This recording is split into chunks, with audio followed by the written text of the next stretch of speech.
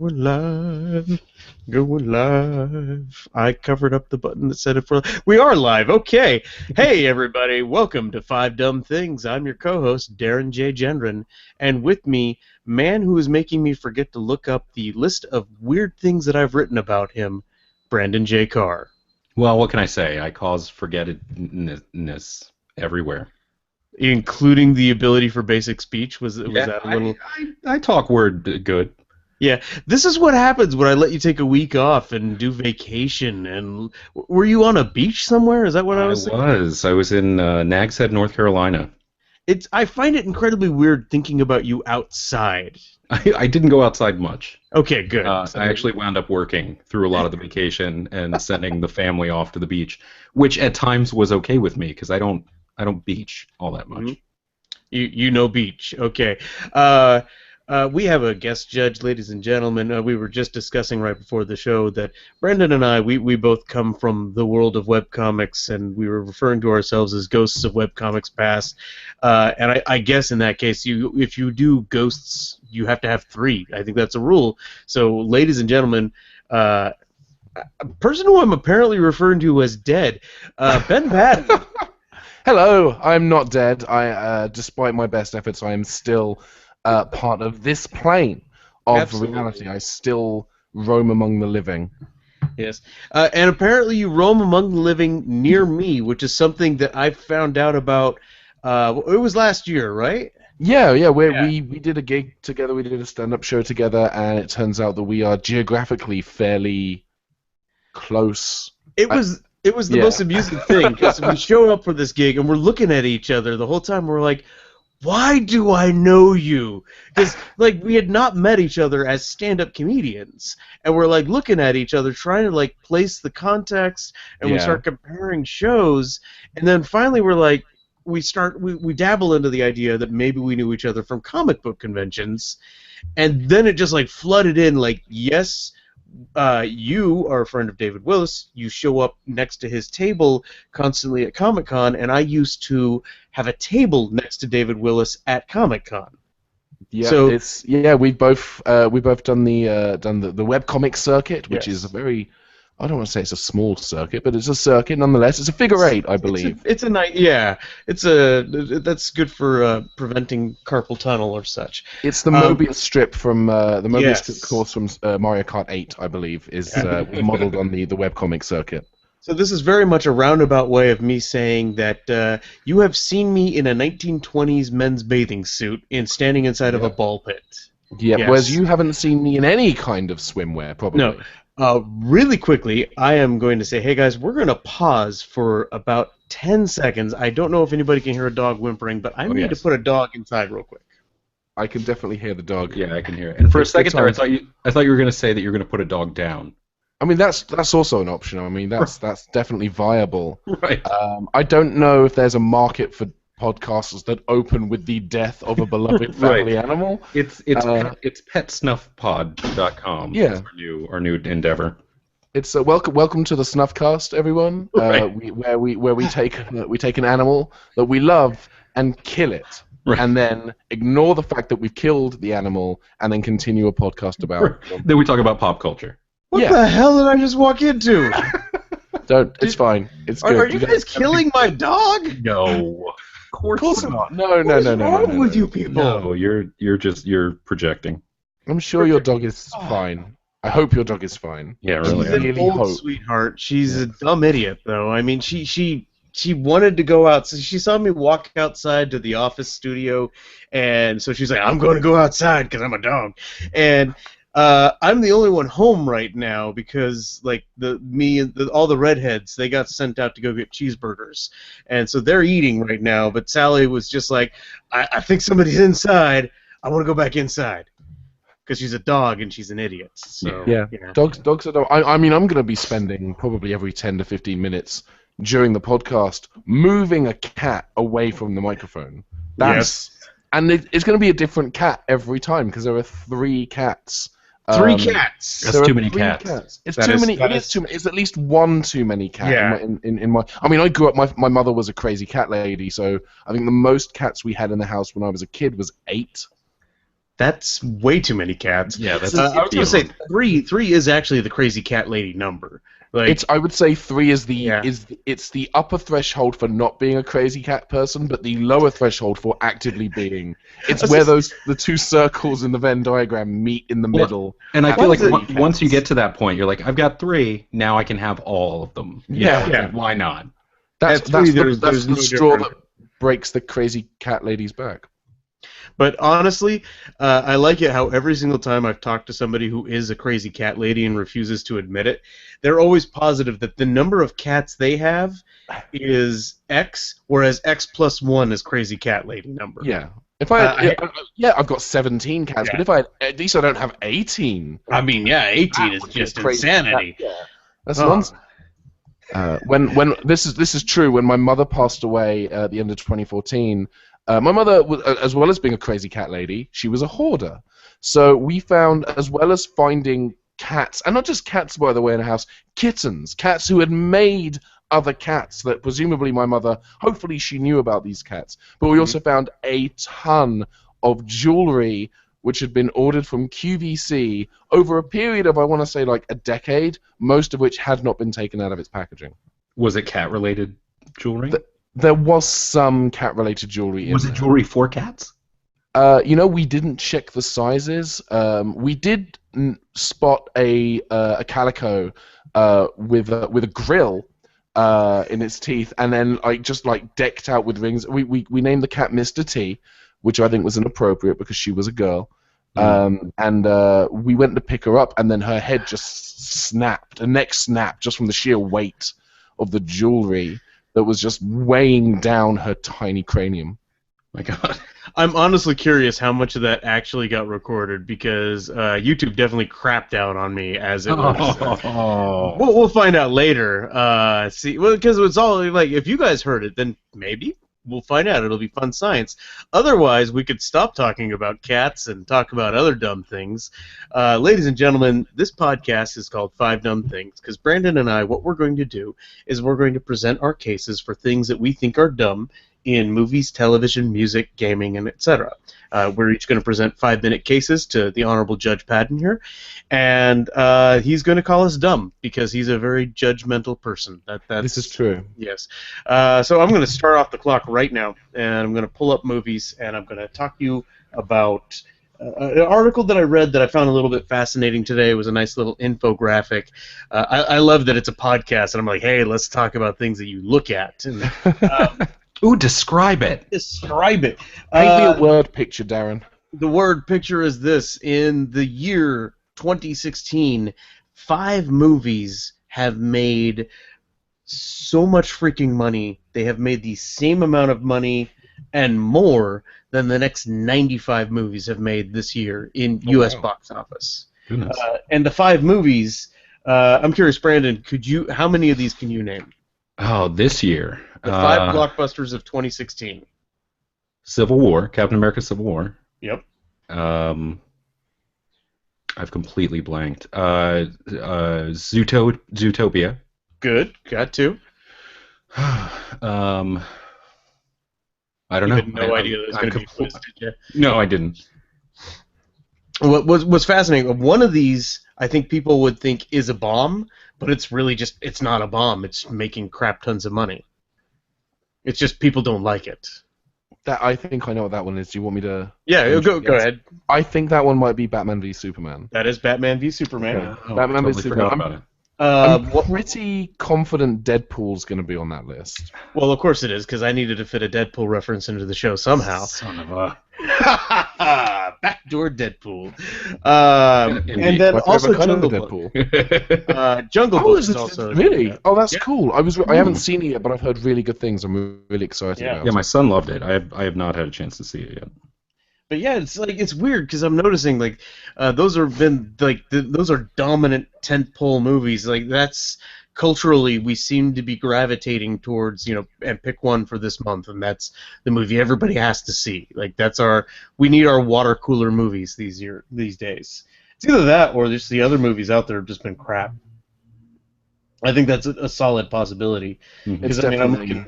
Yeah. Kung Fu Panda 3, Ride Along 2. 10 Cloverfield Lane, Allegiant. Oh, those four together equal about a Deadpool. And then you It's have about a Deadpool. it's about a Deadpool. London Has Fallen, The Boss, Miracle from Heaven, My Big Fat Greek. I like how it's My Big Fat Greek 2 on this infographic. And Barbershop 2 in 13 Hours get you up to about Captain America. Huntsman, How to Be Single, Angry Birds movie, Risen, The Boy, and 4 movies that are not making enough to like get words on their infographic, get you to Zootopia, and then there's like 70 more that are just like little stripes. Wow. Yeah. I mean, it's also, it should be noted, like, if we think about the movie release season, we had January, February, it's cinema graveyard. Nobody likes releasing movies out then. And then you get the early spring tentpoles. Nobody wanted to go up against Civil War. Like, that's just stupid. And then you had Batman. Yeah, you don't want those two things to clash. Yeah. I mean, the interesting thing is, though, as well, is that Deadpool came out during the January-February wasteland period, and then made all the money. All of it. Like, the only competition that it really had towards the end was Zootopia. And those are not crossover audiences. Yeah, no one is. There are very few people who are going to do a double bill of Zootopia and Deadpool. That'd be fair. I did see both those movies, and I love them equally. Oh yeah, they were fantastic. I would have double billed that, absolutely. Yeah. But would you take your kids to see Deadpool? Oh sure. No, we've talked about that before. My son is 13, and he asked when he could see Deadpool, and I told him probably never. Not even when he's 25. Yeah, like, never ever. When he's under his own steam and he's his own man, I'll still stop him from seeing it. Just when he grows up to become president of these United States and he's making his inauguration speech and he says, "You know what?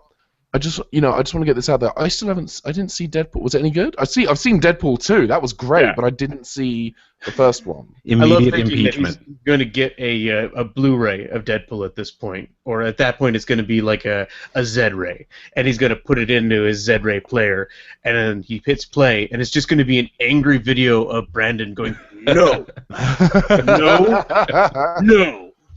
Of course, in 20 years, when he's eligible to be president of these United States, that's going to be tame by normal mainstream standards, I'm sure. 30 years, well, by the way. In 20 to 30 years, of course, the civilization will have actually collapsed. Everything will just be gone, and he'll be like, "Look at all these Deadpool Blu-rays that I have now. It's such a shame I'm having to use them as shelter and weaponry to protect myself from the onslaught of the mutant hordes who are ravaging our fair country." Oh, but wait a minute! I need to go and pledge my allegiance to Emperor Trump real quick. Yeah, because he's he will be dead in 32 years. Who, Trump? Yes. Not if he puts his head on top of a robot, he won't. Yeah. Oh, jeez. Yeah, he's got the money. Robo Trump into this. Mecha Trump. Okay. So things got weirdly dumb there. Brandon, you tell me the other thing that is dumb in movies. The thing that I initially picked, but then I'm like, you know what? I'm going to make you talk about Deadpool. Yeah. Well, it was very nice of you to relinquish this, because this is definitely my wheelhouse. This week it was announced that Rogue One, a Star Wars story, was going back to 4 weeks of reshoots this summer, which the company was saying that was planned. Obviously, as they work on the effects, they need to add more shots, blah, blah, blah. People were freaking out a bit because, as we saw with Fantastic Four, sometimes it means a film's in trouble, and especially with an effects-heavy genre film like this, it can be very expensive, and so people thought it was in trouble. And what has come out since then, there have been some sources on the inside who've said that they're trying to match it up better to Episode 4, because the end of Rogue One, apparently it ends like 10 minutes before Episode 4 starts. Interesting. So they need... It's on the Tantive. Ooh, wait, what if it's not on the Tantive 4? It could be on the... Could be on the Death Star. It could be... No, the Executor. Oh, the Executor. Indeed. Yeah. So, you don't see it till later. Right. Star Wars reference. Yes. I have to say that because I don't have the well of knowledge that you guys apparently have. We're talking about Doctor Who, and I'm set for days, but I'm a recent convert to Star Wars, so... Interesting. I am weirdly obsessed with the different ships and vehicles in Star Wars. That's like a special niche knowledge that I have way too much of. I used to be. I had these guidebooks. There was one like Rebel guidebook and one Imperial guidebook, and I had the role playing game source books for ships and weapons and things like that. I never played the game, never did the Star Wars role playing, but I was fascinated with the schematics and things like that. So anyway, they said that also there's speculation that they are using these reshoots to add in Alden Ehrenreich as Han Solo in a quick cameo somewhere in the movie to tie it to the Han Solo film that we'll be seeing. Which is kind of Disney formula. Well, yeah, it's a little odd though, because if it's like, I would assume that the Han Solo movie is substantially before Episode 4. You know, at least 5 years, something like that, so that there can be some sort of visual break between this guy and Harrison Ford. Yeah. But if it's 10 minutes before Star Wars starts, then maybe they're going to do something with prosthetics or digital prosthetics. I mean, there could be any number of things that they're doing. And the other thing to consider is that a lot of this stuff is, rumors and hyperbole. So we don't really know what the reshoots are for. It could be they're making a tiny 20-minute comedy film that they're just reusing the same sets. That's true. That would be amazing.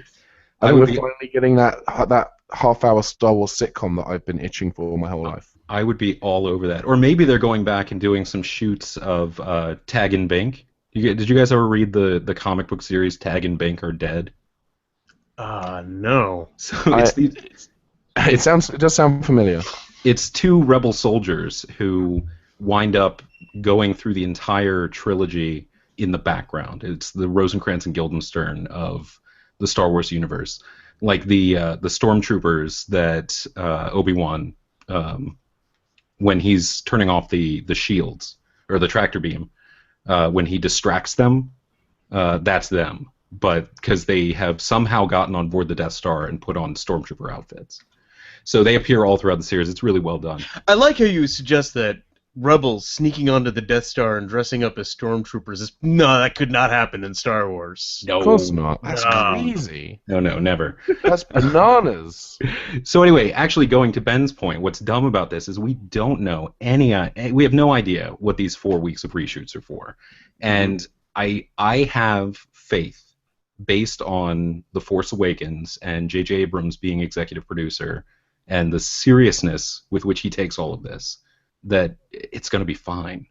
Like, I'm sure it's already a solid movie on its own, because there's no way that the executives looked at what they've put together so far, because it's June right now, and this movie comes out in December, so it's not even a movie yet. Yeah, they've probably seen. I mean, having worked for a major studio in their marketing department, at this point, it's not out of the realms of possibility that someone could have seen a rough edit with no visual effects, but where kind of the shots are locked in for vis effects to be added later. So that's not outside the realms of possibility. Sure. But it's kind of. And that rambling is me not knowing how to finish that sentence. It's an industry standard. Like, almost every movie has, what is it, stand-ups or shoot-ups, something like that?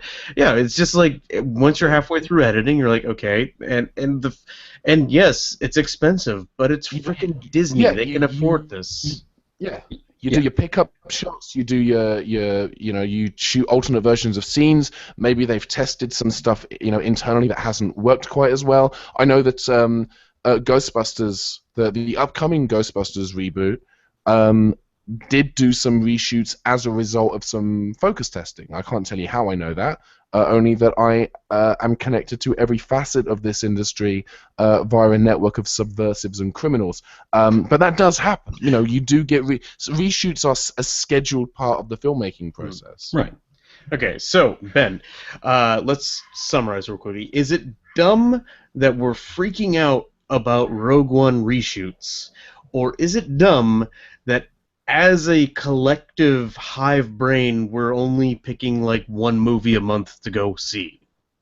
Oh, I have to do either or because they're both kind of dumb. Which one's dumber? I think freaking out over reshoots is probably the greater of the two acts of cerebral bankruptcy. I think that, again, reshoots are part of the film development process. They're part of making a movie. And if you're going to freak out every time a movie has reshoots, then you're going to be freaking out a lot of the time. It's very exhausting. It's dehydrating. You really need to, keep your water intake going. You got to replenish your electrolytes. And I don't think that a person should have to expend that much on a weekly basis on Gatorade. I think it's inhuman. So yeah, I definitely think that freaking out over the reshoots is the greater dumb. Yeah.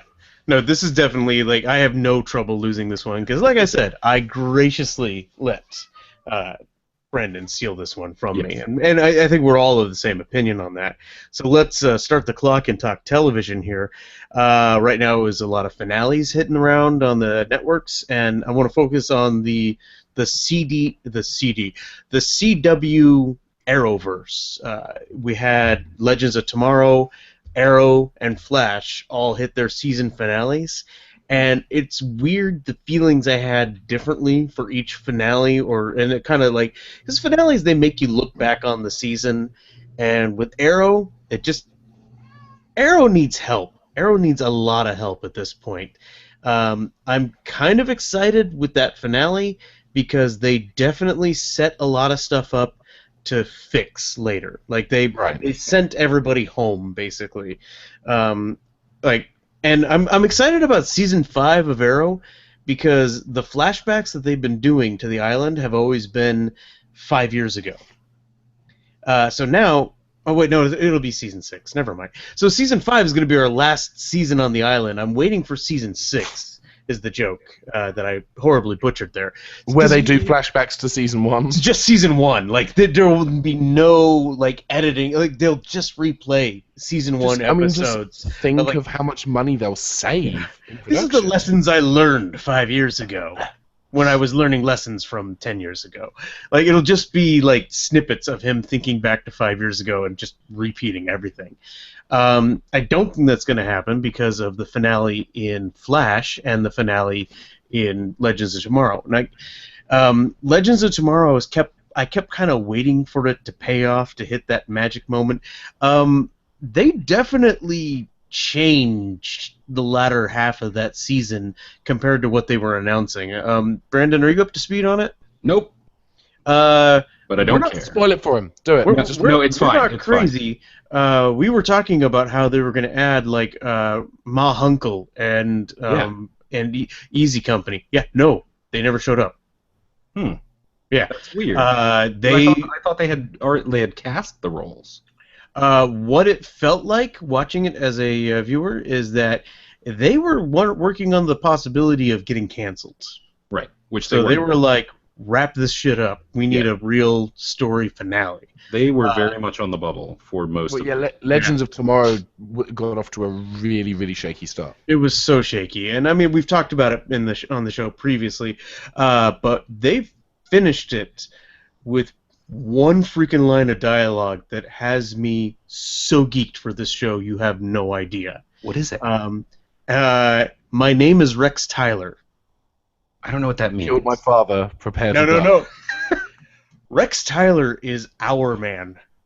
And most people don't remember Our Man unless they've read the comic JSA or Justice Society of America. Our Man is a guy that he would pop a pill and it would give him immense powers, like go box Superman for an hour powers. But once that hour's up, he's back to being a mortal human being. They also used that drug as he became a drug addict later on in the stories. Cool. His son also became a drug addict, and then in the DC 1 million, there is a robot that's based off of his DNA that's called Our Man 1 million, and that is a time traveling robot. So they basically grabbed one of the last other time traveling characters that they have and put one of his descendants in the show. They're going to do some more fun time travel stuff with that, I hope. But what I'm really hoping for by having Our Man walk onto the set is lots of Justice Society. If this becomes a Justice Society show, I'm down. Just make it happen. I'm very excited for that. For Flash, they did something at their last moment cliffhanger where I think they just wrote a giant out for Arrow. I really do. Like, if they really want to fix Arrow and make it more in line with where the Flash and Legends are, they have a chance to with what they did on Flash. Yes. I don't really. It's really not a spoiler to say, hey, every now and then Flash travels in time, screws shit up, and resets the universe. It's just a thing he does. It's one of his wacky characters. It's one of his deals, you know? It's like I whack my foot on the corner of the table every now and then. Oops, Butterfingers, I just dropped a plate. He travels through time and ruins the space-time continuum. It is exactly the same. So, same deal, you know, it's his deal. It's very crisis-y, it's very Flashpoint-y. Like, he does something to that extent, so... Well, it is Flashpoint, isn't it? Isn't it the same? It's almost the exact same thing as Flash. The thing that starts Flashpoint, he does at the end of the season You're being finale. so coy. I was being coy about it, but just in case, like, nah, screw it. So it's He not to Flashpoint. ruin... Yeah. I mean, He goes, he saves his mom's life. You also have to consider that because Supergirl has been renewed, but it's moving from CBS to the CW, they might be using the Flash to roll Supergirl, which has been previously established as being a separate universe, into the Arrowverse. Mm-hmm. It might be amalgamating. They could amalgamate it. They could bring Black Canary back as a capable Dinah Lance that doesn't whine and get drunk. No. There's a lot of opportunity for them to sort of fix the universe. They won't, don't get me wrong, but so that's what's dumb, is the fact that I honestly believe that there's a chance that they're going to like find that good and roll with it. There were some comments by what's his name, who plays Arrow, that he said that this season has been a lot of, or this season and the last season, I guess, have been a lot of setting up other people and other shows and other premises, and that the next season is really going to focus on closer to what season 1 and I guess season 2 were, which is Arrow doing Arrow stuff. So We'll I think Because- that might mean that there might be, after the big, if they're doing a big crossover in the beginning, like the producers were saying, after that, then we may be seeing less crossovers this season. Because I mean, they did set up, but they didn't pay off on a lot of the setups too. That was a more infuriating thing. Like, they spent the whole season setting up Mr. Terrific, and then didn't pay him off. It was we had Chekhov's Mr. Terrific. Right. He got a new helmet, right?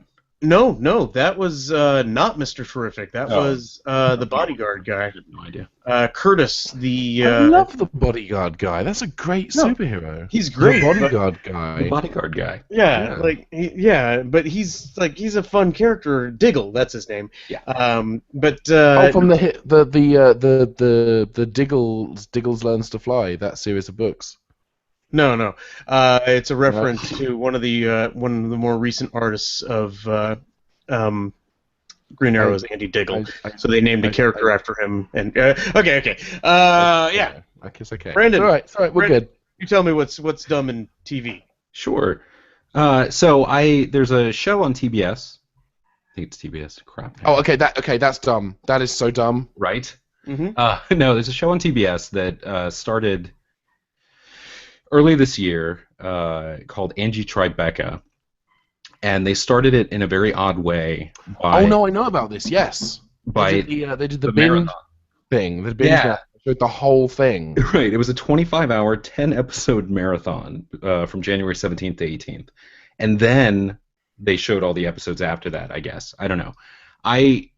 I had no idea what it really was. I knew that it starred Rashida Jones, and that it was about the police.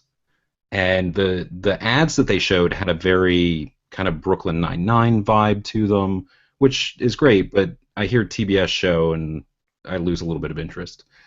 But she was on Colbert the other night, and he said to her, I watched it, and I know you'll take this as a compliment, but it's the dumbest thing I've ever seen. And she said, "Thank you," in a very sincere way. And I went, "Oh, that is something that is interesting to me." So I checked it out. It was created by Steve and Nancy Carell, and the pilot was written by them. And there's one phrase that if they had put it in their marketing, I would have been watching it from the beginning. And that phrase is, it's an updated police squad. Wow. Because that's what it is. It's that same level of the Zucker brothers humor. It's that same just weird nonsense happening all the time that I just gobble up. You know, it's Naked Gun, it's Airplane, it's that kind of humor. And it's Police Squad for the 21st century. Right, and I've never seen any marketing for it that has said anything like that, because they tried to put it out there as a more straightforward comedy, as opposed They to had headshots of the dog as well, so it was a right. little... The dog is hilarious. The dog does people things. Like he walks around the locker room with an undershirt on.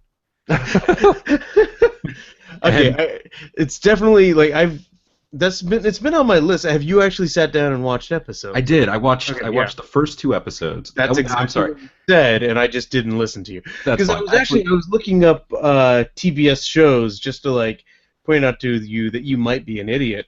And I feel you. Like there's definitely a lot of that they've come out with, but lately somebody at TBS has been throwing around some good money because, I mean, they've got Full Frontal with Samantha Bee, right, and they've got Conan, right, and they had the Pete Holmes show, which right.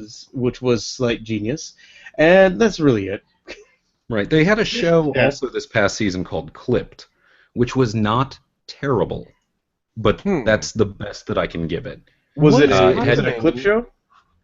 No, it took place in a barber shop in Boston, and George Wendt was on it. That's a great title. Yeah, it had a lot going for it. I watched some of it, and apparently I'm not the only one who didn't finish the season, and it had one of the Disney Ashley Tisdale was on it, and she was fine. I mean, the whole thing was fine. It wasn't any sort of appointment viewing, but I would go to on demand and watch a couple episodes here and there. So it's like TBS. Look, we're trying, okay? Yeah, TBS, not too bad. That should be their tagline. TBS. Okay, look, I know, but maybe ? And that's the whole thing. TBS. What else are you gonna watch? TBS. Hey, you're done watching basketball. Just leave it on. Just give it a shot. Come on. So, yeah. Yeah. The dumb thing that I would like to raise is the marketing, because I think I don't think the ratings were great during the first season, and I think that if they had marketed it in a way to actually represent what it is, then I think more people, at least like me, would have jumped on it. Now, my wife, on the other hand, when I described it to her, she said, "That's all you." So obviously, it's not for everybody. Because I thought you were going to go with like that it's a pure dumb, like it's highly refined good dumb. Oh, it is. Okay, but you want to focus on the dumb marketing. Yeah, I blame TBS. Okay, Judge Ben Paddon, do you think that it's dumb that this show was terribly marketed, or do you think it's dumb that I have hope that Arrow and the Arrowverse might be good next year? Oh, I mean, that's a tough call. I think in a pinch, I would have to lean towards the marketing, because really bad marketing just as good marketing can make a bad film seem good, bad marketing can make a good film or a good TV show seem absolutely wretched. I loved, as an example, the Steve Coogan movie Hamlet 2, which came out in, I think, 2008. It's a brilliant film. It's smart, it's clever, it's witty. Steve Coogan is hilarious in it. His American accent, not so much, but it's still an enjoyable movie. But the trailers made it seem like this, kind of comedy where it just kind of slapstick nonsense, and it's not that. They tried to sell it as something it wasn't. And I feel like if you're, with Angie Tribeca, if you're making what is basically Police Squad for the 21st century, why would you not say that? Do you just think no one cares about Police Squad or The Naked Gun? The answer may be yes, because there are only 6 episodes. Maybe it's just us. But I'm going to lean towards the marketing as being the greater of the two dumbs. Okay, that brings us to music, and I'm going to very awkwardly type some things in. I'm going to start the clock here, and I'm just going to. How many times do I make that sound? Brandon, person who has to occasionally edit my voice, are you sick of that noise by now? Of course not. Every sound that comes out of you is like music. And Because you know what I love? Hmm? It sounds like you're about to transform as a transformer would, and then you bail. Like you go, Rage no, opinion. never mind. Sorry. Right, like your arms pop in, and then you're like, no, pop No, back. nope. Gotta stay Too much human effort. because I gotta tell you about music. That's where I'm at. Yeah. This is what's dumb in music. When we went, the last episode we recorded, which you probably just got done listening to a half hour ago, because this is your life. You, the listener, you pull up our episodes and you just listen to them over and over again. Of course. That was 2 weeks ago, actually. We let Brandon have a vacation, Thank you. and It was nice of you. well, yeah, we went on air, and there was a countdown clock going on the Rage Against the Machine website. We were getting a little bit excited. We're like, "Ooh, what's this?" And then pretty much an hour. Oh, and we were laughing because it was dumb because the countdown clock broke their site. They just apparently they had no idea that they're still popular. Like, oh, hey, people are going to listen to us. Oh, that's good. They actually, when the site broke, they decided, screw waiting 2 weeks for this announcement, and they just went and they made the announcement pretty much as we were recording. I think we missed it by like a half hour. Mm-hmm. And we have a super group called Prophets of Rage, which will be featuring parts of Rage Against the Machine, Public Enemy, and Cypress Hill. I'm not sure. Okay, I'm half-assing the music category. That's as simple as it gets. I'm still looking for that song of summer, and I think that this band has I like supergroups, so I'm gonna give this. I'm curious about the parts. Like, it's like a very complicated stew, but it might be a really good dish. So I'm going to try it. I'm definitely going to try it. And I'm trying to think of a way to say that this is dumb. It could go back to my old thing of, like, it's dumb that we're still looking for something new. Could it be a situation where, could it be that too many cooks spoil against the machine? It could be a too many cooks. Because, I mean, it has Chuck D and Be Real instead of Zach De La Roca. But I like Chuck D. It sounds like a lineup for a crappy 90s fighting game for like the 3DO or the Atari Jaguar or something. Are you bad enough? Are you bad enough? Prophets of Rage. I'm wondering. They're going to do something dumb. Like, that's almost a given. I'm just waiting to see what it's going to be. So, what if they run for president? They would hold a concert for as a group. Like, they definitely would hold a concert for Bernie Sanders, like, after he's been mathematically eliminated from being a candidate. Like, that's what they would do. They'd do it in a Walmart parking lot. Because that's the thing with Rage Against the Machine. They made such a statement, like trying to tear down Walmart at one point. Right. Didn't work out. No. Maybe. Oh no! They would do an Obama rally. They're doing an Obama concert. They do it 2 weeks before the election at a Walmart in the Bible Belt. Yeah. It's perfect. It's the perfect dumb storm. The storm of dumbness. So I'm gonna say that Prophets of Rage will do something dumb. That is my prophetic announcement of dumbness. Not even news, not even really a good opinion. So Brandon, you tell me what's dumb in music. Sure. Well, as you guys know, I'm sure, news just broke that Taylor Swift and Calvin Harris have broken up. Taylor Swift, the musician. Calvin Harris, we know, is the heir to the Coca-Cola fortune. I really thought they were forever. He's the producer of the Barbershop films. He owns the Toronto Blue Jays. He's also one of John Cleese's business partners. And no, none of that's true. I have no idea who this guy is. I don't understand. I was really impressed with him. It's like, wow, this guy's doing well for himself. I'm going to assume he's in his 20s, his late 20s, maybe early 30s. Wow. I think he's a DJ. He's 32, according to People.com, where I get all of my news. Of course. But it's news, and I've seen it in a lot of places. a lot more than I probably should for a story about two people breaking up. But it's part of the Taylor Swift dates too many people narrative that's weird to me. I don't get why we care so much about that. Like, who cares? We care because she's a woman in the media who is actually putting out amazing pop music and pop country music, and we care because she's a woman, and we are constantly looking for an opportunity to tear her down, because that is what we as a society do. And I do want to stress I don't endorse this behavior, Right. but I am aware that it happens. Right, and it's crazy because there's always, when songs come out, when her albums come out, people are always saying, oh, this is about so-and-so, and she's writing about her relationships. Well, yeah, everyone does that. It's Adele's entire career, down to the song. But Taylor Swift in particular is a target. Prophets of Rage does not write about their relationships. You don't know. You don't know yet.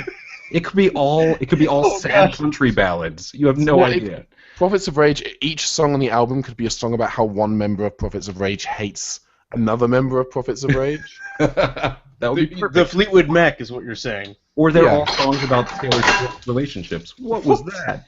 That was a cat knocking a dish out of the sink. You Not tell just that cat. off. You tell that cat that Fleetwood Mac joke was good. Okay. I think the cat is too into Stevie Nicks, and I just think it doesn't. I think that was the cat lashing out, if you will. That was the cat raging against the machine. Like the machine being the washing machine. My favorite thing to picture is, like, I've seen interviews with the drummer of Fleetwood Mac when, like, for those that don't know, like, there are 5 members in Fleetwood Mac. There were 2 couples and a drummer, and both couples were desperately falling apart when they were doing an album and recording. The drummer knew everything that was going on, and he's just like, I just gotta get this paycheck done. Come on, just stop it. Keep it in the pants. Okay, we're gonna sing about it. All right. Yeah. Like, there was, like, one of the guitarists had no idea that the singer was cheating on him with one of the other band members, but their marriage was also falling apart. It was a mess. Yeah. But they made good music out of it. Yeah. Not unlike Taylor But they make Swift. good music. So what? Yeah, like, and can we at least give Taylor some credit? Like, that was a 15-month relationship. Exactly. Which, Yeah. I mean, that's, for someone who's 26, a 15-month relationship is not bad. Like, that's not, it's not news that they broke up. And they had to put out a statement, and there was saying that there was no drama, and it just didn't work out, and there are all these articles where they celebrated their 1-year anniversary back in March, and it's pictures from their tropical vacation. It's like, just stop. Leave her alone, right? I'm going to say this Calvin guy is a handsome guy, too. He's a handsome Scottish super producer. Very dreamy eyes. I do like the eyes dreamy. I like my eyes dreamy, and I like my producers super. Yep. And somehow they found a sunny beach in Scotland. That's nope. That was just nope. That's a lie. Yeah, they were on a tropical island, according to people.com. I read the word Scotland, and they were one of those famous Scottish tropical islands. There's a they captioned a photo of themselves as friendly relations between Scotland and America. And, so there's something to be said for they were putting a little bit of this out themselves and apparently treating themselves as ambassadors. But I'm okay with that. No, actually, I'd be okay with. They were 2 relatively young people in love. I mean, he's 32, so I'll put that in relatively young. But I mean, they were having a good time. Obviously, 15 months, something nice was going on with them for a while, and it just didn't work out. So why do you think this is dumb, Brandon? For the very fact that we've talked about it for as long as we have, it's none of business. Wait. It's not that that's dumb. You're now saying we are dumb. It's true. And anyone talking about this, the fact that it's been a Facebook trending topic and that it's on, I think it was probably on CNN.com, I'm assuming, probably on CNN. I don't know what they do these days. Yeah. But it's gotten a Twitter aggregate. Okay, so is it dumb that we just spent 5 minutes talking about Taylor and Calvin, or is it dumb that we spent time talking about Prophets of Rage instead of noting the fact that the Strokes have a new album coming out this year? Yeah, you just glossed over the Strokes. Good job. No, I think here's the thing. people go, oh, we talk about celebrities too much in the news. We talk about the relationships. Yeah, because people are actively interested in that stuff. Well, I acknowledge that I'm not necessarily. The only thing that I'm interested about this story is they're both within my age range. So in the I get to maintain that human fantasy of, well, if I met Taylor Swift or whatever his name is, it's already gone. It's Calvin Harris. If I met them, there's an opportunity there in either direction for me to be like, hey, my name's Ben. Let me how you doing? Can I get you a drink? Like that. That's for me awesome. It's never going to happen. It's highly unlikely that Taylor Swift is going to break down outside my place into hunger. It's not going to happen. But I get to entertain the thought. Prophets. Well, Ben, we have a surprise for you. Taylor Swift is on the line right now. Hello, I'm Taylor Swift. I hate you right now. Such a beautiful voice. Which were you? We haven't actually. He hasn't picked which is dumb yet. I'm ready on the button. I actually think prophets of the rage against the dying of the Cypress Hell is the dumb. It's the dumb thing because they've announced this thing. There's 18,623 collective members of this group now. They're going to kill each other, and I cannot wait to see how stupid that is going to be. That is the dumb thing, hands down. Is it going to be stupid or is it going to be insane? Insane in the membrane. It's going to be insane in the brain. It is going to be all up ins. So let's go to gaming because I hate you, Brandon. I know. I hate you so freaking much. We'll get to why, and I think longtime listeners of the podcast know exactly the pain I'm going through this week. So I'm getting ready. I'm getting the PS4. I unboxed the PS4 finally. Oh, congratulations! Yeah, I had it in the house for 5 months. I'm like, now we must get you ready. This was me thinking, No Man's Sky. No spoilers. No Man's Sky is coming out in a month. So let's unbox the PS4. Just shut it. Shut it right. So I unbox it, and it was the Uncharted edition, not the Uncharted 4 edition that they're selling right now. So you got the first 3 Uncharted, which are not bad games. No, yeah, and like I played them in the past, and it was nice to I actually popped in the Uncharted collection and started playing Uncharted 1, and I started playing it through, and it looks better now because they did a little HD. It has more gigs and bugs now, I hear. Yeah, it looks very pretty, and it's still a very fun game. But I'm playing through it, and you play as Nathan Drake, a descendant of Sir Francis Drake, treasure hunter, Indiana Jones archaeologist type. He is one of the dumbest people ever in all video games because he's going around like, this is a sealed tomb. Nobody's been inside it for 400 years. He clears out the door, walks in, there's 5 guys with AK-47s shooting at him. He had to have missed, like, and you start walking around this tomb and there's like electrical lights set up and a whole dig thing going on. Like, you didn't actually discover a hidden tomb. You're just murdering people at an archaeological dig site. That's your, like, that, there's way too much casual murder going on for this to be a joyous little treasure hunt. Like, in the tutorial alone, you kill 11 people. Their crime was like, they were pirates. Really? Are we sure they were pirates, or maybe they were just like they had jet skis and speedboats and they're coming by to say hi, and you start shooting at them? Yeah, they're just spring breakers. They could have been going to a pirate-themed spring break party. Right. Ooh, spring break! This crazy white person is shooting at us. Everybody, get your guns now! And now it's a gunfight. Like I'm thinking maybe Nathan Drake started this. Like all these people have guns to protect themselves from the inevitable arrival of Nathan. I'm going to kill everyone Drake. His reputation preceded him. No, there's even cutscenes where they talk about how his reputation is coming. Like there's somebody going through and killing everybody on this island. Because there's no peaceful way to beat this game, as near as I can tell. You have to make a straight path of murder. Your only justification for killing everybody is, well, the music got really intense, so I need to kill everybody so that music calms the fuck down. Like, that's Nathan Drake's mentality. Oh, and occasionally he makes a quip, like he sees these people and he's like, whoa, quip line. Yeah, And he let's looks be like lighthearted about our murder spree.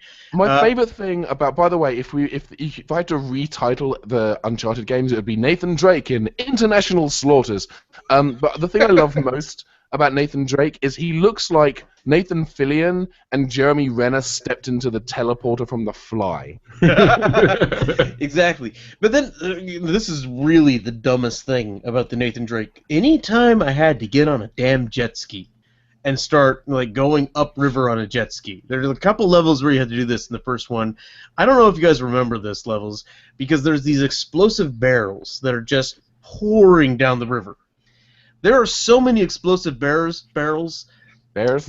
There are so many explosive barrels on this river that if I go to the mouth of this river, there better be a goddamn gorilla wearing a necktie. Like, that's the only way it makes sense. Yeah. Or Is your there a clothes plumber drying. outfit? That was a Nathan Donkey Drake? Kong reference, just so you guys know. Good job. I liked it. That's why my follow-up question was: is there a downloadable plumber costume for Nathan Drake? Oh, gosh. I was applauding the joke, so You were I applauding? I missed the follow-up. Yeah. So Okay, yes.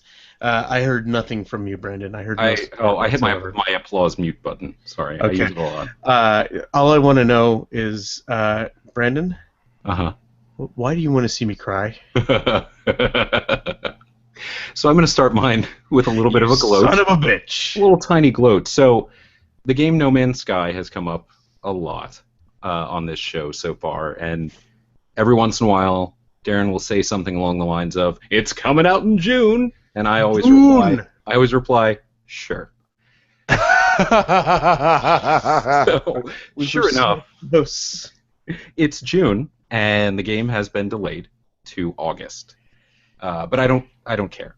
What I do care about is that the director of No Man's Sky, Sean Murray, has, since the announcement of the delay, been getting death threats for a delay that's really just a matter of weeks, really. Yeah. It's like, 16 weeks? Yeah, and it's like legitimately, I mean, people saying like, "I'm gonna find you and your family and kill you." But what makes it worse is that reporters, well, Kotaku writers, and other online journalists who have just said, "Hey, this guy said the game is delayed," have also been getting death threats just for being reporters. That's the dumbest of all possibilities. It's unfathomable. And the worst part is, and this was actually just updated today, is that one person in particular who had sent messages to the Kotaku writer via the Kotaku account saying, "I'll be instead of visiting London later this month, I think I'll come by and say hi to you and F you up. Sounds like you have a death wish. We will find you," and things like that. As of today, Twitter said, "We have investigated the account and reported tweets for violent threats and abusive behavior, and have found it's currently not violating the Twitter rules." Oh, cool. Rad. Awesome source. Yeah, it's pretty cool. And then apparently the account did wind up getting suspended. But that's the Twitter side of it is not even the worst part of it. The fact that this is even happening. Yeah. I don't want to say I can understand sending death threats to the creator of the game, because I can't. But I extra can't understand sending death threats to, like, trying to literally shoot the messenger in this case. No, there's definitely, like, I went through at least a few of the 5 stages of grief when I found out that we were going from June to August, and I think a lot of people got hung up on the anger stage, and they didn't have an asshole like you to focus the anger on. Because I want to quote here, though, real quickly, on the Facebook Messenger, the moment this news dropped, "No Man's Sky delayed to August, ! Moi, ha, ha, ha, ha, ! I may have sent that message. You definitely sent that straight to me the moment you knew. I might have. I don't know. But no, I'm not going to send death threats to people that are making something that I really want. I'm like, you didn't even send death threats to me, and I was taunting you. No, and sending threats to the reporter. There's just so much stupid here. It's spectacularly. It's asinine. It's the biggest. And I was reading about this earlier today.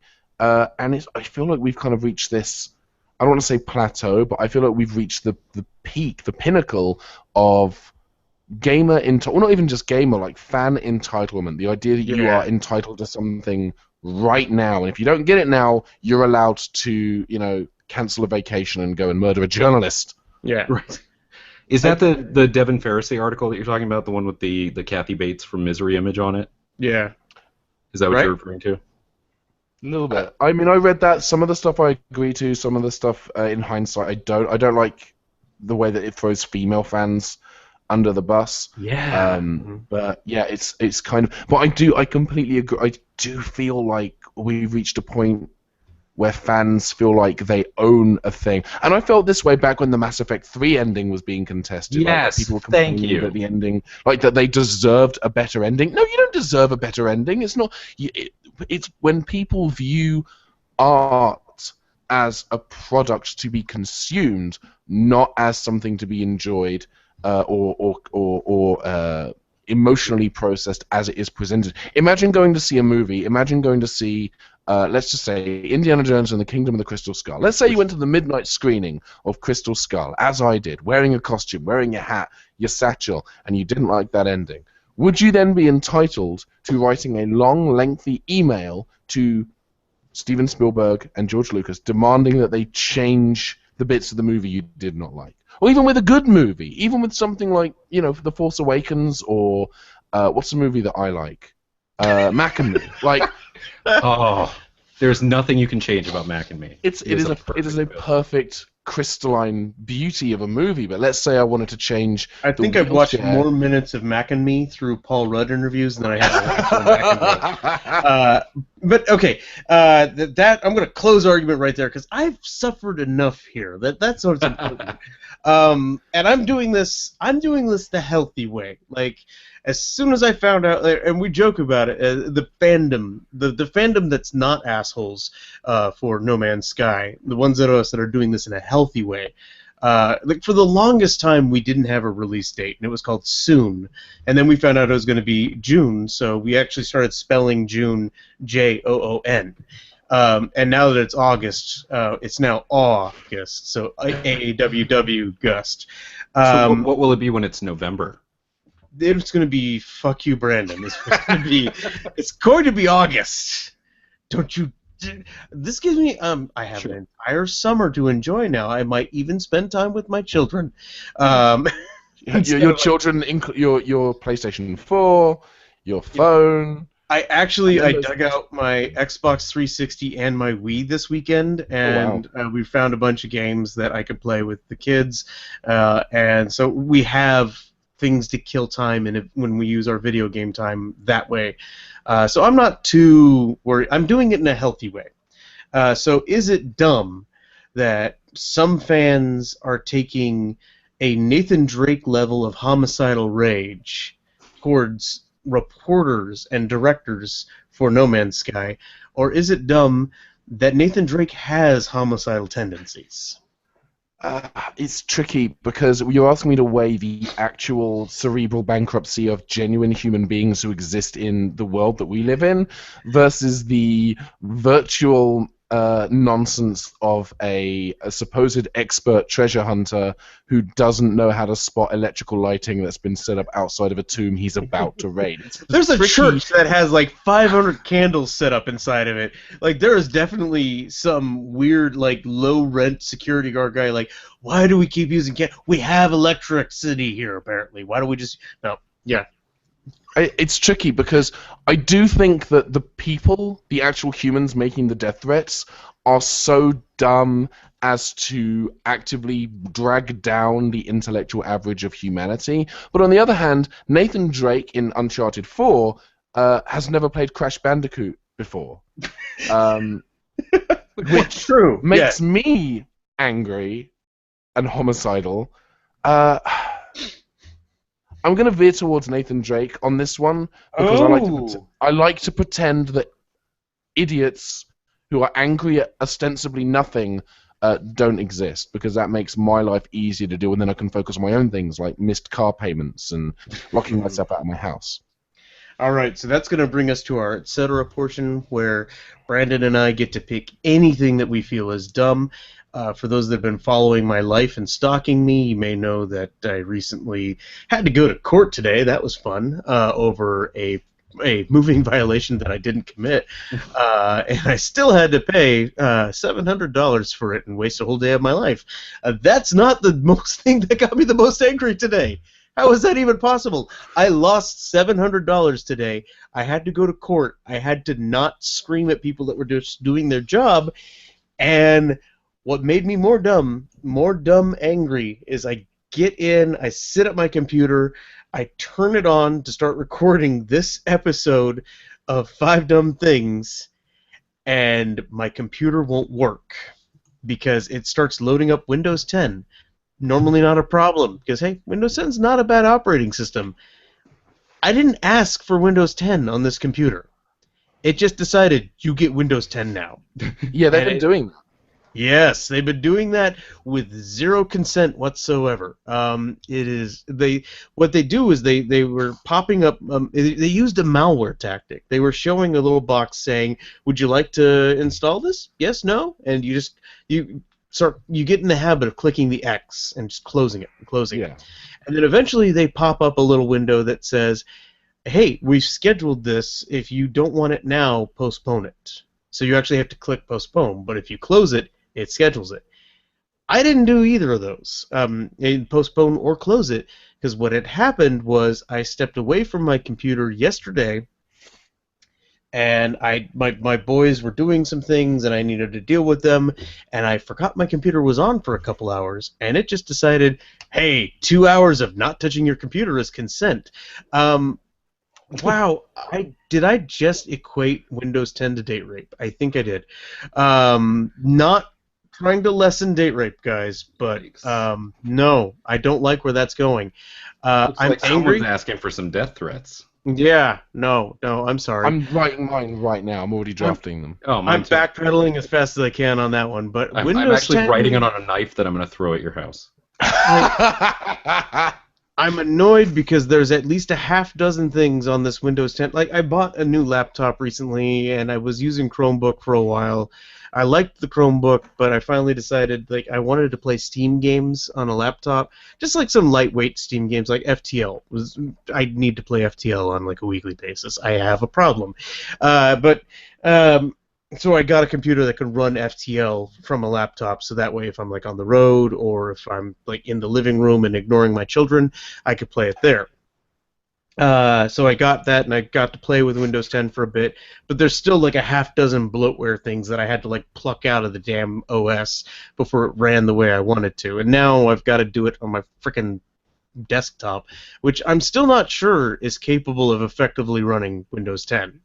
It's a bit of an older model. I haven't upgraded my computer in a while, so yeah. That's pretty dumb. It's very Good job, dumb. Microsoft.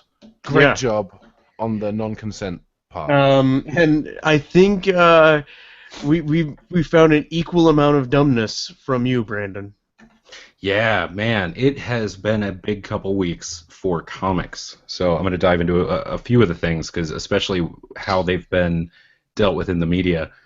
So DC's Rebirth has happened now. Mm-hmm. I read DC Rebirth #1 last week while I was on vacation, and I was really confused. I haven't read a lot of DC stuff, and I don't think I've ever read a comic book with Wally West in it.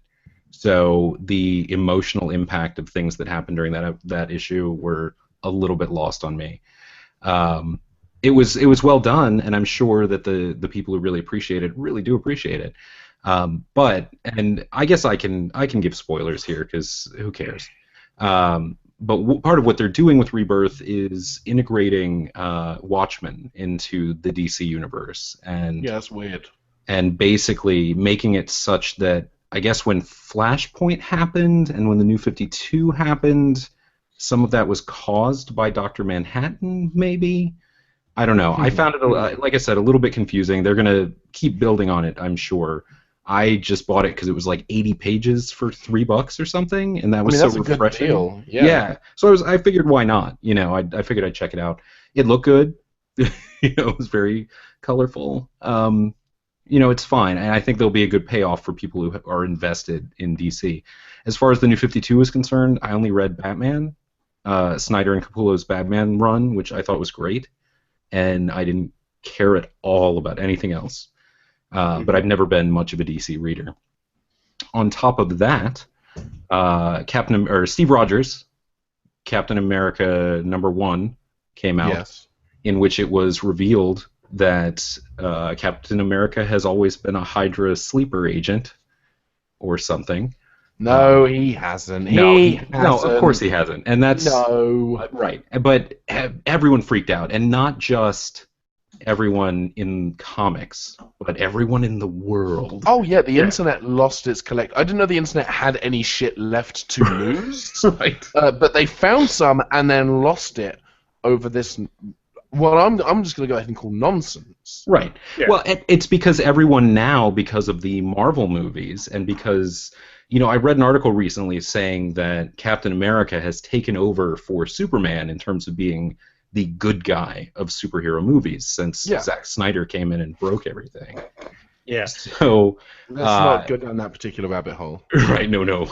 So him claiming allegiance to Hydra, and then there are offshoot outrages about how Hydra is part of the Nazis, and all of these characters, or a lot of these characters, came from Jewish creators, and how that's disrespectful, and all this other stuff that's all bundled into this great big outrage over it. But there are some websites that have put forth some interesting theories with regards to what may be going on. The Cosmic Cube may be involved in terms of rewriting the past.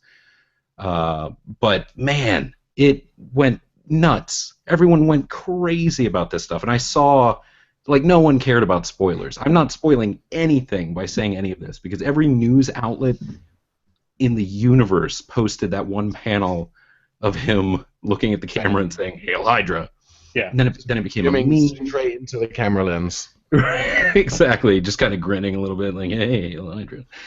Obviously, something is going to come of this. It's the beginning of a story. Yeah. And this is part of that entitlement thing that we were talking about, because everyone wants to know right now what's going on, why is this happening, as opposed to the fact that this is a monthly book. That's how comics work.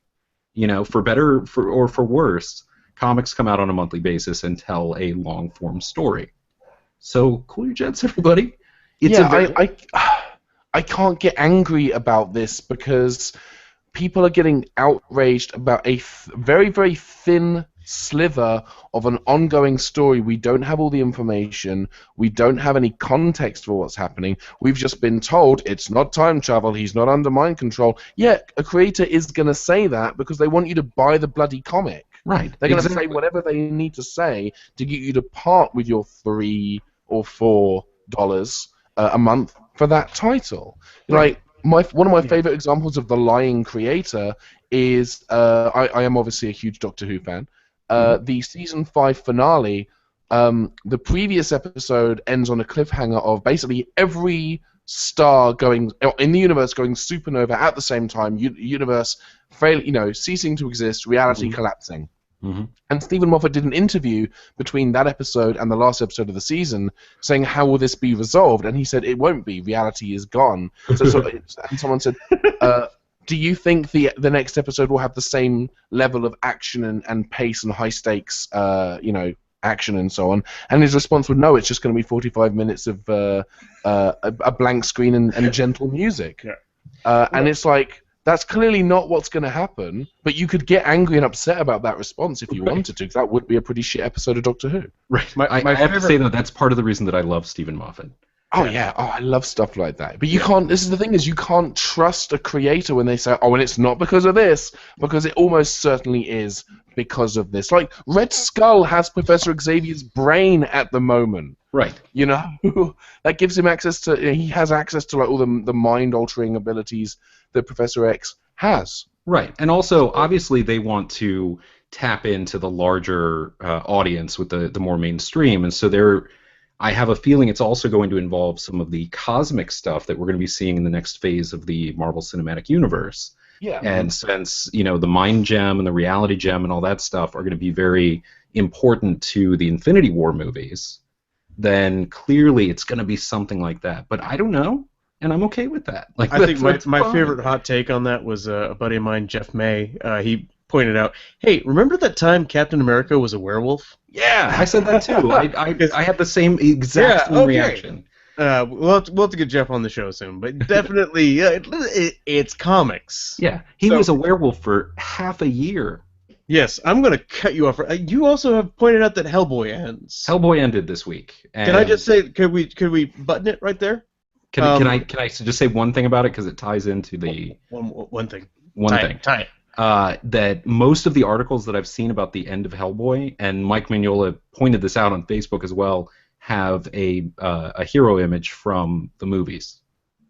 So it's all about the comic series after 20-some years coming to an end, and it's all just Ron Perlman in red face paint. Yep.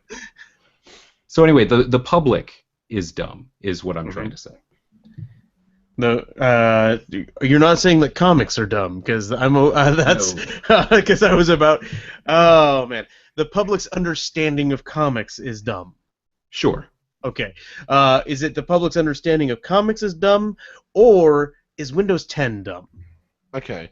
I didn't go with people last time because I wanted to shut them out. But then they came a-rapping at that door again.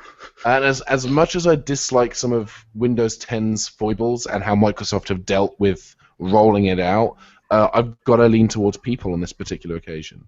Because I feel like really they should have got it in the last round. And I didn't, because I wanted to live in a universe where that kind of person doesn't exist. But they, again, you can't ignore reality for too long. Yep. Okay, so to recap, things that we have learned is that Rogue One is dumb, Angie Tribeca is dumb, Prophets of Rage is dumb, Uncharted is dumb, and comics are dumb. That's right? That's accurate. Sure.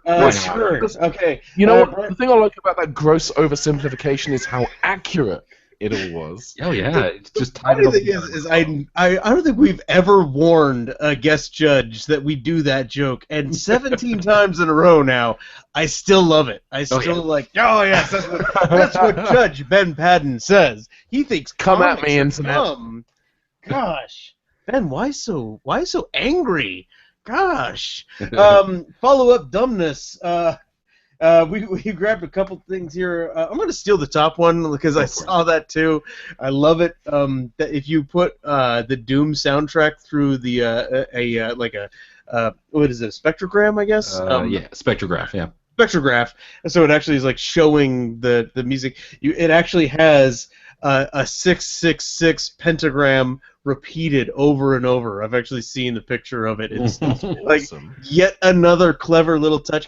Also, did you see somebody found where the cover of Doom, the original computer game box, like that weird giant skull thing and that jumping out, that scene is in the game Doom. That's amazing. The new Doom. Really? You can actually see where the cover was done. Oh no! Yes, I did see that. Yeah.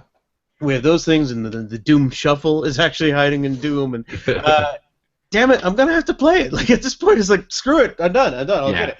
Apparently, I've got a few months to play new games, so I'll take advantage of that. I randomly said June Doom. Soon June Doom. There you go. It's happening.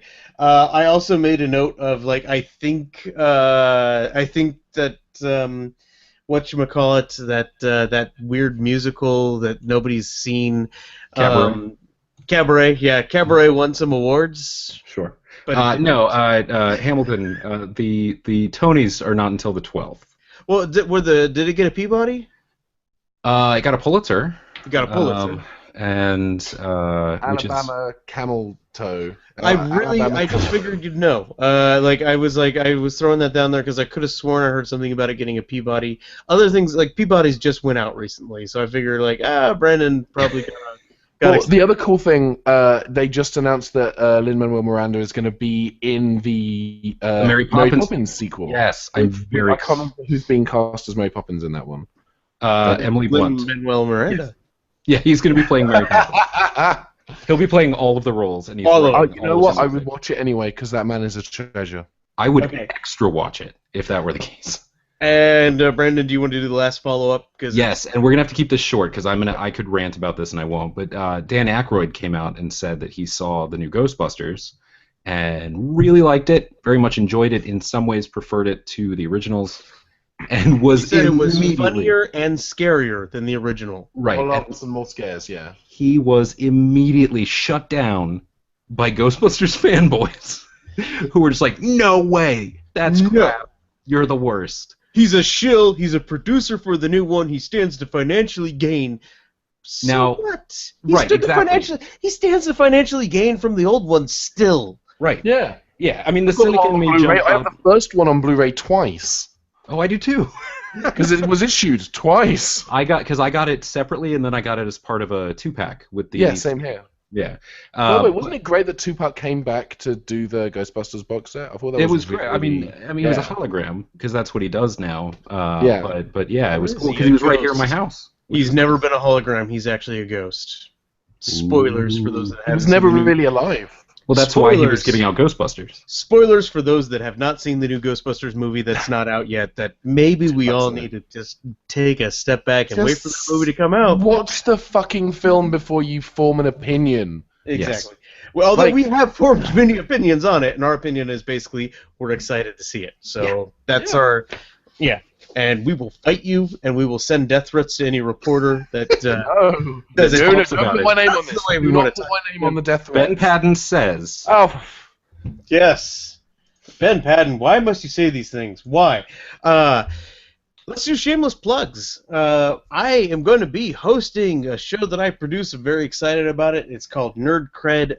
Ben, you've actually been on a Nerd Cred in the past. The next feature of Nerd Cred is going to be June 21st at 7:30 in Burbank, California. You can go to DarrenJGendron.com for more details on that show. Brandon, what would you like to shamelessly plug? I found out today that the first season of Joy of Painting with Bob Ross is on Netflix. So I will be watching all of that tonight. You will be shamelessly plugging your most chill of Netflix and chill. Yeah. Oh, yeah. Yes. Oh, yeah. And Ben, what would you like to shamelessly plug? If you are going to NinjaCon in Los Angeles, I will be performing as part of the Comedy Showcase on, I want to say, the 4th at 9 p.m., maybe? I'm not sure. You can just go on Facebook and look up NinjaCon. It's Ninja-Con, where dash is the symbol dash and not the word dash. That would be legitimately insane. I'm also going to be at the Starving Artist Variety Show at Bar 1 in North Hollywood on June 12th. And as always, you can check out my videos online. You can find any project I'm working on at benpaddon.net. And new episodes of Port Center and British Candy Authority will be appearing at youtube.com/ChainsawSuitOriginal. Very exciting. Next week, we are going to have the very talented comedian Erica Inez is going to be our guest judge. I'm going to slap my microphone as I talk about that, just so I can make a nice pop. Next week, we're going to have Erica Inez as our guest judge. She's producing and filming her own comedy special. She's very stressed out and panicked, but has agreed to come on and call us dumb for a couple hours. So that's very exciting. For those of you guys that are listening to us right now, be sure to like and comment and subscribe to us on iTunes and Stitcher. As always, only give us 5-star reviews and say nice things, or you will hurt Brandon's feelings. He is a delicate, delicate butterfly. I'll send myself death threats. Oh, don't do that. No one wants that. No. If you send yourself a death threat, is that not just writing a suicide note? Unless No Man's Sky gets delayed again, then everybody please just send mean things at Brandon, because I will need help at that point. And for Brandon J. Carr and guest judge Ben Paddon, I've been Darren J. Gendron, and we've been really, really dumb.